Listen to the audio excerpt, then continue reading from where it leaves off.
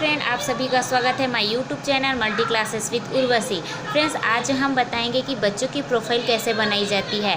तो चलिए देखते हैं बच्चों की प्रोफाइल कैसे बनाते हैं। तो इसके लिए हमें कॉलेज से इस प्रकार का प्रपत्र मिलता है। तो इसमें हम बच्चे की पूर्ण जानकारी फिलअप करते हैं। यहाँ पे एक बच्ची है, उसका हम जानकारी यहाँ पे फिलअप किए हैं। उसको हम देखते हैं कि किस प्रकार से इसका प्रोफाइल हमने तैयार किया है। तो देखते हैं कि पहले पॉइंट में हमने लिखा है बच्चे का नाम है मेनका दीवार, दूसरे पॉइंट में लिखा है उसके पिता का नाम, तीसरे पॉइंट में है उसके माता का नाम, चौथे पॉइंट में है उसकी जन्मतिथि। इसके पश्चात पाँचवें पॉइंट में दिया है भाई बहन की जानकारी। तो उसके भाई कितने हैं, उसकी बहन कितनी है, इसकी संख्या हम यहाँ पे लिख देंगे। उसके बाद है बच्चे का उसकी स्थिति कैसी है, मतलब वो भाई बहनों में कौन से नंबर की है उसको हम यहाँ पे लिखेंगे। तीसरे नंबर की है तो तीसरे नंबर की।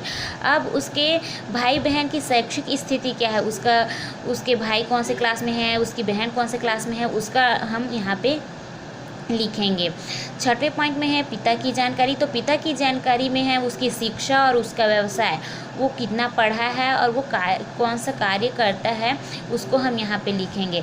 सातवें में है माता की जानकारी। तो माता की जानकारी में हम वही लिखेंगे कि वो कौन से क्लास में पढ़ी है और उसका व्यवसाय क्या है, वो कृषि करती है तो कृषि, गृहिणी है तो गृहिणी, उसका उल्लेख करेंगे।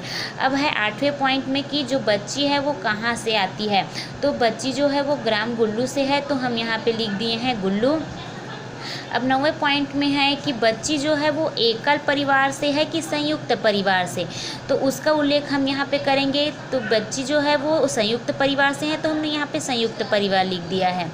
10वां पॉइंट है कि बच्ची की शाला में उपस्थिति नियमित रहती है कि अनियमित रहती है।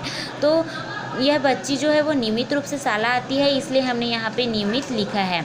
उसके बाद है 11वां पॉइंट कि कक्षा उन्नति में कोई रुकावट हो तो उल्लेख करें। अगर किसी भी प्रकार की रुकावट नहीं हुई है तो हम यहाँ पे लिखेंगे नहीं। अब 12वां पॉइंट है कि बच्चे को शारीरिक समस्या है या नहीं। अगर है तो यहाँ पे हम उसका वर्णन करेंगे, नहीं है तो हम नहीं लिख देंगे। अब बच्चे के घर से शाला की दूरी कितनी है। तो बच्चे के घर से शाला की दूरी है 300 मीटर, तो हम लोगों ने यहाँ पे लिख दिया है 300 मीटर। किसी का 1 किलोमीटर हो सकता है तो 1 किलोमीटर। अब बच्चा जो है वो शाला पैदल आता है कि साइकिल से आता है कि बस से आता है। अगर जो स्कूल है उसकी दूरी अधिक है तो बच्चा कैसे आता है। तो यहाँ पे जो बच्ची है वो पैदल आती है, तो हमने यहाँ पे पैदल लिखा है। अब हमारा है 14 पॉइंट कि बच्चे का शैक्षिक विकास हेतु शाला के अलावा पालक के द्वारा अन्य व्यवस्था की जाती है तो उसका उल्लेख करें। अगर उनके माता पिता स्कूल के अलावा उसको घर में किसी व्यवस्था के साथ पढ़ाते हैं तो उसका उल्लेख करेंगे, अगर नहीं पढ़ाते हैं तो नहीं लिख देंगे। बच्चे को शाला में पढ़ने आना कैसा लगता है, मतलब जो स्टूडेंट है उसको स्कूल आके पढ़ने में कैसा लगता है, अच्छा लगता है तो अच्छा लिखेंगे। अगर उसको किसी भी प्रकार की समस्या है तो उसका भी उल्लेख हम यहाँ पे करेंगे। 16 पॉइंट में ये दिया है कि जो बच्चा है वो आगे जाकर या आगे बढ़कर क्या बनना चाहता है। तो ये जो बच्ची है उन्होंने बताया कि वो नर्स बनना चाहती है, तो हमने यहाँ पे लिखा है नर्स। अब हमारा 17 पॉइंट ये बोल रहा है कि बच्ची की हॉबी क्या है। ये बच्ची जो है वो कैरम खेलना बहुत पसंद करती है, तो उन्होंने बताया कि मेरी हॉबी कैरम खेलना है, तो हमने यहाँ पे कैरम खेलना लिख दिया है।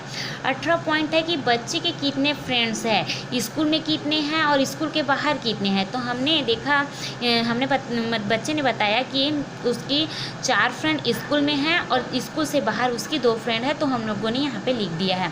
19 पॉइंट है बच्चे को कौन सा विषय सर्वाधिक अच्छा लगता है, हिंदी, इंग्लिश, गणित, पर्यावरण। तो इन्होंने बताया कि इनको हिंदी अच्छा लगता है, तो यहाँ पे हम लोगों ने लिखा है हिंदी। अब इसका 20 पॉइंट है खेल कूद, सांस्कृतिक एवं पाठ्य सामग्री क्रियाकलाप में बच्ची भाग लेती है कि नहीं। तो ये जो बच्ची है उन्होंने बताया कि वो सांस्कृतिक कार्यक्रम में भाग लेती है और बहुत अच्छा डांस करती है, तो हम लोगों ने यहाँ पे लिख दिया है हाँ ये भाग लेती है। तो फ्रेंड्स, आप लोगों ने देखा कि बच्चों की प्रोफाइल किस प्रकार से फिलअप की जाती है। अगर हमें इसको और भी अट्रैक्टिव बनाना है तो हम इसके फ्रंट पेज में इस प्रकार से चित्र बना सकते हैं और इसको अट्रैक्टिव बनाते हैं।